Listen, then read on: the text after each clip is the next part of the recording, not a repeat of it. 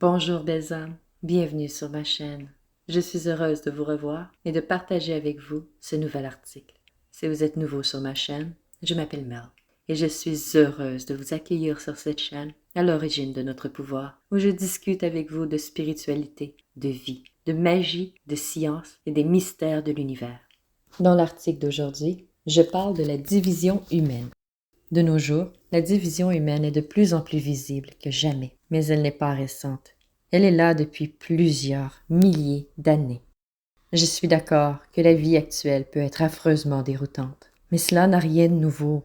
La seule chose qui a changé, c'est que la division de la race humaine est trop évidente pour être ignorée.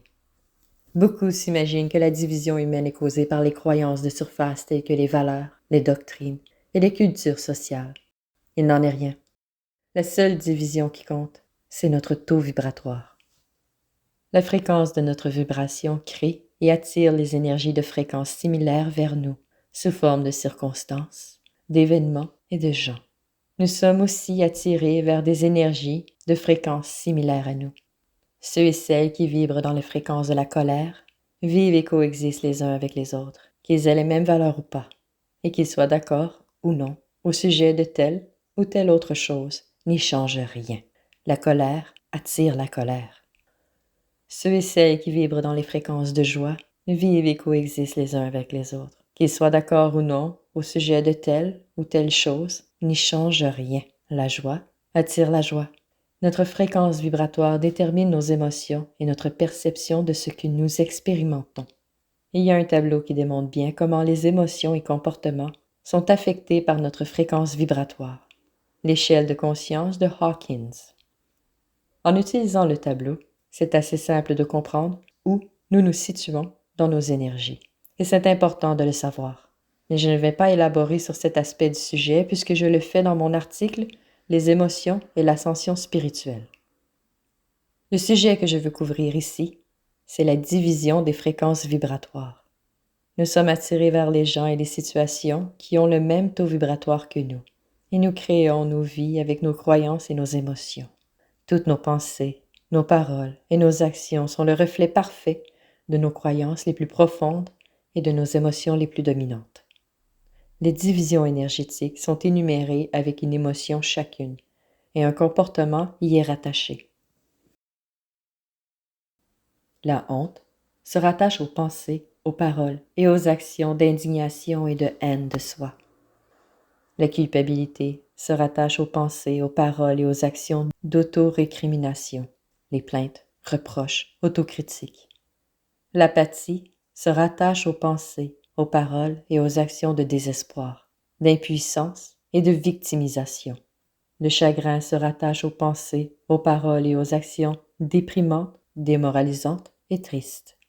La peur se rattache aux pensées, aux paroles et aux actions d'effroi, d'angoisse et parfois de violence. L'envie se rattache aux pensées, aux paroles et aux actions de jalousie et d'aspiration au sabotage. La colère se rattache aux pensées, aux paroles et aux actions de haine, de révolte et de violence. L'orgueil se rattache aux pensées, aux paroles et aux actions méprisantes, fières et vaines. Le courage se rattache aux pensées, aux paroles et aux actions d'ouverture et de réceptivité. La neutralité se rattache aux pensées, aux paroles et aux actions de détachement et de lâcher-prise. La bonne volonté se rattache aux pensées, aux paroles et aux actions d'engagement envers soi et envers les autres. L'acceptation se rattache aux pensées, aux paroles et aux actions de pardon et de guérison. La raison se rattache aux pensées, aux paroles et aux actions sensées qui sont basées sur la compréhension. L'amour se rattache aux pensées, aux paroles et aux actions inspirantes et libres. La joie se rattache aux pensées, aux paroles et aux actions guérissantes. La paix se rattache aux pensées, aux paroles et aux actions sereines. L'illumination se rattache aux pensées, aux paroles et aux actions qui nous rapprochent de notre nous authentique, notre soi divin, et il n'y a pas de mots pour décrire cet état d'être. Sur le tableau, j'utilise plutôt envie que désir. Je crois que c'est une erreur d'utiliser ce mot négativement ainsi. L'envie et le désir sont deux aspects différents. Alors qu'un est malsain, l'autre est très sain lorsqu'il est bien exprimé. Un enfant qui voit les adultes marcher ressent le désir de marcher lui aussi et finit par y arriver. Une personne qui grandit dans la pénurie et voit les autres avoir ce qu'elle désire peut ressentir de l'envie, du ressentiment et de la jalousie.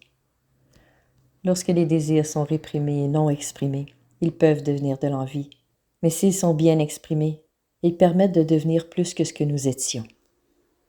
Une personne qui grandit dans le manque peut développer de la détermination et devenir riche grâce à ses efforts et offrir une meilleure vie à sa famille. Ce que l'auteur cherche à exprimer par désir, jalousie, c'est l'état d'âme où nous sommes dominés par nos désirs non assouvis. Afin d'éviter la confusion du message que je cherche à transmettre, je vais utiliser le mot envie, puisque le désir d'évoluer est positif. Le concept de l'amour inconditionnel n'est pas bien compris par la société. Nos lois, nos coutumes et nos interactions avec la nature ne reflètent aucunement l'amour. L'amour inconditionnel, il n'y a rien de plus élevé que cette vibration. Rien. L'illumination est l'éveil vers l'amour inconditionnel de tout. Je suis aussi d'avis que dans ce tableau, l'amour inconditionnel devrait être au sommet et que l'amour de soi, inconditionnel, est plus proche de la vérité. Nous commençons par nous aimer nous-mêmes de façon inconditionnelle. Ensuite vient la joie, la paix, l'illumination et au sommet de tout cela, l'amour inconditionnel de tout. Si nous analysons brièvement notre évolution en tant que race, nous pouvons affirmer que nous avons beaucoup grandi. Dans le passé, la quasi-totalité des humains vivaient dans les basses fréquences de la honte, de la culpabilité, de l'apathie, du chagrin, de la peur et de l'envie. Et les souverains et dirigeants vibraient dans des fréquences de peur, de désir, d'envie, de colère et d'orgueil. Les êtres spirituels qui naissaient lors de ces époques étaient plus souvent qu'autrement massacrés de façon affreuse. De nos jours, les êtres spirituels sont trop nombreux pour être massacrés comme dans le passé. Ils sont répartis partout à travers le monde, travaillant en secret à répandre l'amour et la guérison sur Terre de multiples façons. Ensemble, ils créent de nouvelles fréquences et de nouvelles voies énergétiques à suivre. Nous sommes des empâtres, des travailleurs de lumière, des médiums, des messagers, des sorcières, des chamans, des maîtres reiki, des coachs de yoga, des coachs spirituels, et plus encore. Et tous ensemble, nous travaillons à élever le taux vibratoire de tous, par la magie, par la manipulation des énergies, par l'enseignement qui élève la conscience de la masse, par le pardon, par les épreuves que nous avons vécues et transcendées, créant ainsi de nouvelles vibrations accessibles à tous. Et surtout, par l'amour que nous alimentons, en nous, pour nous-mêmes et pour tout. Ces êtres extraordinaires, répandus partout dans toutes les cultures, créent des taux vibratoires de courage, de neutralité, de bonne volonté, d'acceptation, de raison, de joie, de paix et d'amour dans les vies. Ces différents niveaux créent des égrégores. Un égrégore est une connexion non physique qui naît des pensées et des émotions collectives d'un groupe distinct d'individus. Lorsque je parle de division vibratoire, je parle d'une division ni positive ni négative. Dans ces hautes fréquences, les gens agissent différemment et la vie est différente pour eux. Même s'ils peuvent voir la rivalité qui afflige beaucoup de gens et les sociétés, ils n'en sont pas affectés. Au lieu de vivre dans la dualité et dans la résistance, nous pouvons prendre notre courage à deux mains et faire face à nos croyances de basse vibration, en nous engageant envers nous-mêmes afin de devenir la meilleure version que nous pouvons être, en nous pardonnant, en nous aimant et en nous guérissant afin de nous aimer soi-même de façon inconditionnelle, pour ensuite pardonner et aimer les autres de façon inconditionnelle. C'est la seule façon de créer une vie de plus en plus sereine pour nous. C'est ça, le lâcher-prise.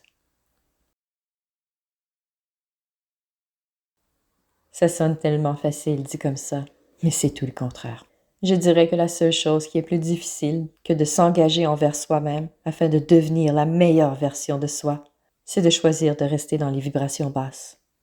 Même si le choix est facile à faire, la vie est parsemée d'embûches et difficile. Je vois partout sur les réseaux sociaux des gens qui prêchent des messages de libre arbitre qui nous auraient été soi-disant retirés. Je vous rassure, c'est impossible d'enfreindre la seule loi que notre Créatrice ait créée. Personne ne peut obliger personne à ressentir quoi que ce soit. C'est nous qui choisissons quelle émotion ressentir. Et puisque notre vie est créée à partir de nos émotions, le libre arbitre ne peut être enfreint par personne, jamais. Ce qui est difficile et peut créer une illusion de libre arbitre transgressé, c'est que nous sommes aussi affectés par notre âme. Rien à voir avec les punitions. Notre karma est la conséquence logique de notre fréquence vibratoire. Malheureusement, il peut aussi être influencé et manipulé, un phénomène très présent dans notre culture actuelle.